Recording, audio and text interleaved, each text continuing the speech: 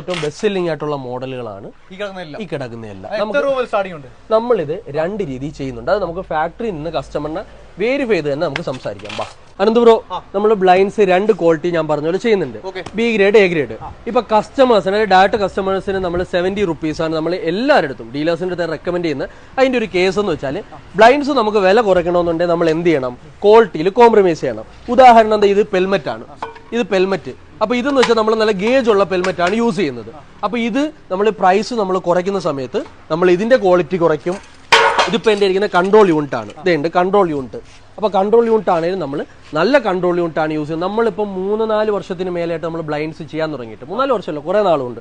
ഇതുവരെ ഒരു സൈഡിൽ കൊടുത്ത സാധനം കംപ്ലൈന്റ് വരാത്തതെന്ന് വെച്ചാൽ നമ്മൾ ആ 70ക്ക് നമ്മൾ യൂസ് ചെയ്യുന്ന premium fabric, premium control unit, premium pelmet എല്ലാം കസ്റ്റമറിന് ഒരുപാട് കാലം യൂസ് ചെയ്യാൻ പറ്റുന്ന രീതിയിലാണ് നമ്മൾ കൊടുക്കുന്നത്.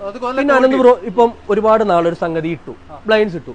സ്വാഭാവികമായിട്ടും ബ്രോയ്ക്ക് വേണമെങ്കിൽ അതിലെ ഫാബ്രിക് മാത്രം